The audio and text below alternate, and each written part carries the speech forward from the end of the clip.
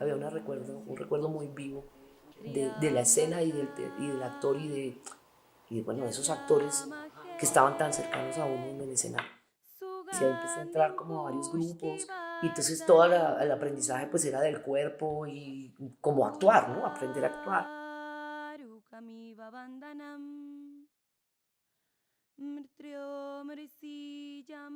Estudiábamos, oíamos charlas de Carlos José, estaba el libro de Fernando González Cajiao, que era pues el primer libro de historia del teatro. Yo me devoraba esos libros y empezaba a sentir como que eso era una carencia también dentro de los grupos. Ahí entonces aparece el taller permanente del maestro Santiago, donde entonces empiezo a entrar, donde se teorizaba desde la práctica y era otra manera de llegar a la teoría, pero se ponía en la práctica en la escena.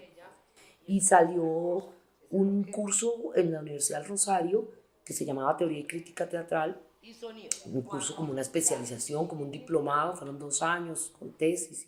Entonces iba a eso y ahí tuve pues unos maestros, Jorge Plata, Álvaro Garzón Marta, un investigador importantísimo del teatro del siglo XIX, el maestro Santiago pues ahí también. En ese tiempo tenía una columna en el Nuevo Siglo que lo tuve por 4 años, donde escribía sobre teatro, entonces podía entrar a las obras, entraba y escribía una vez cada semana. Entonces me empezó a interesar primero, digamos, las voces femeninas. Y ahí, pues esa fue la tesis de maestría, ahí salió el primer libro que se llamó Teatro Femenino, una dramaturgia fronteriza.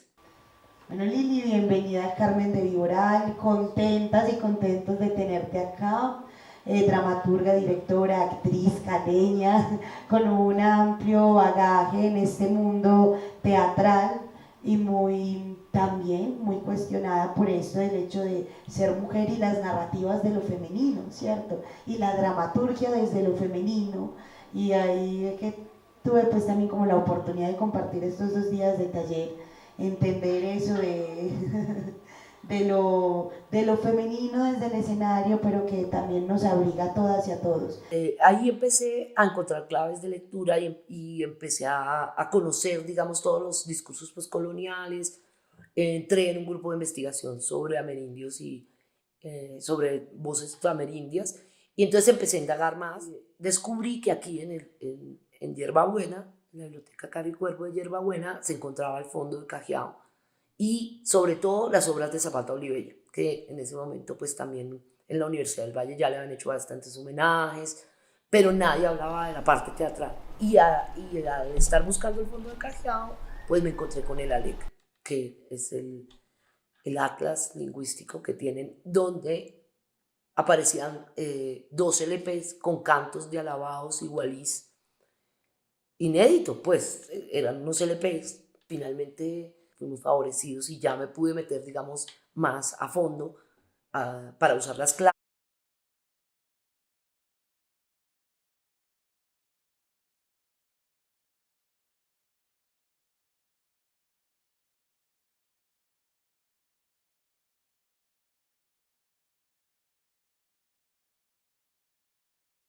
A todas y a todos, este es un momento muy especial aquí con la maestra Liliana Alzate Cuervo, maestra, creadora, investigadora, una mujer de teatro en todo el sentido de la palabra.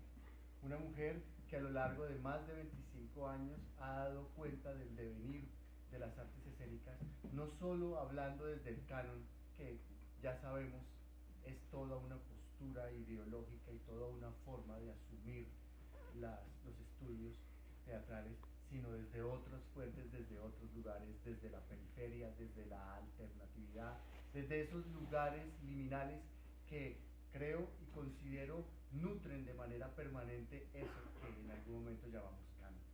Liliana indudablemente le apuesta nuevamente en esta investigación a preguntarse por una teatralidad originaria, una teatralidad que a todos nos ha suscitado muchas preguntas, pero que casi nadie ha logrado abordar, que de manera rigurosa, sistemática, continua.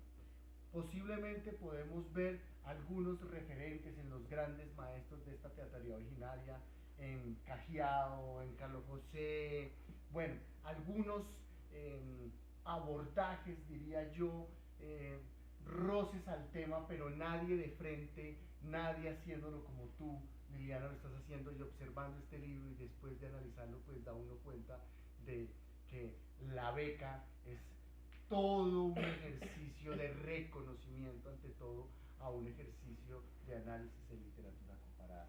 Bienvenida, maestra, es un honor tenerla aquí en el Teatro R101, es un honor tenerlos a ustedes en el Salón del Libro, en esta nueva edición de esta epopéyica, utópica e imposible empresa que logra nuevamente hacer nuestro querido William Guevara. Maestra, aquí estamos, y bueno, palabras más, palabras menos, bueno, ¿de dónde provino esta idea que reta el canon, reta los estudios eurocentristas y asimismo nos invita a ver desde otras perspectivas el mundo? Sí, pues yo venía desde los anteriores, desde la beca digamos desde la maestría, venía indagando, que pues, traje los dos libros pues también un poco para contar por qué viene, porque obviamente la investigación esta no aparece así con la beca, sino con 10 años antes.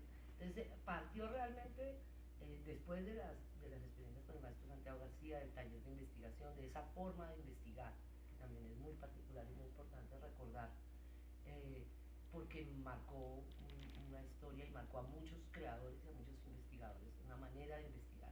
Eso, pues, con la experiencia, ese paso, y bueno, ya vemos que la maestra recoge, reelabora, resignifica y nos está dando esta versión de este maravilloso libro.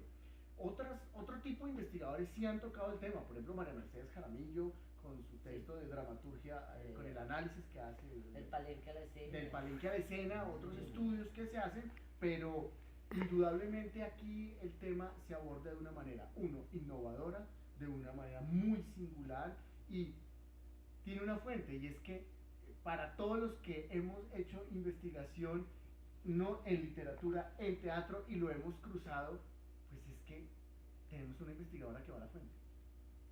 Y eso es muy importante, y que recoge desde la fuente misma.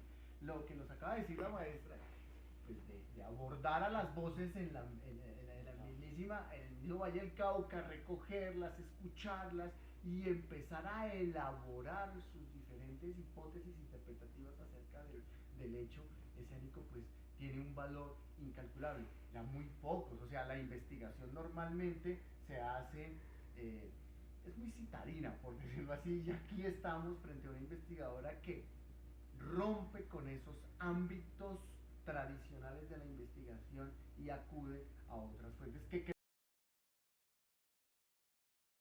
2022 en la categoría de apoyo a publicación de obra literaria. Agendarte 2022 fue la primera convocatoria del presente año. Esta convocatoria ha permitido el desarrollo de muchos eventos en esta temporada literaria, y ahora vamos con este apoyo a los artistas y a su creación literaria.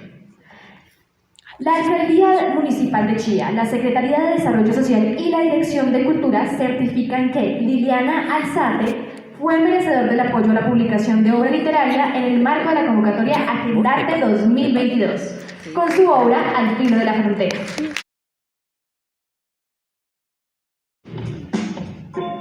Al filo de la frontera, experimento de narraturgia en las fronteras entre dramaturgia y narración, según define su autora, la dramaturga Liliana Alzate. El texto tiene un gran interés en cuanto a la imaginación y al dinamismo de las escenas, y muestra un buen potencial creador y una apuesta novedosa para la dramaturgia de Chía.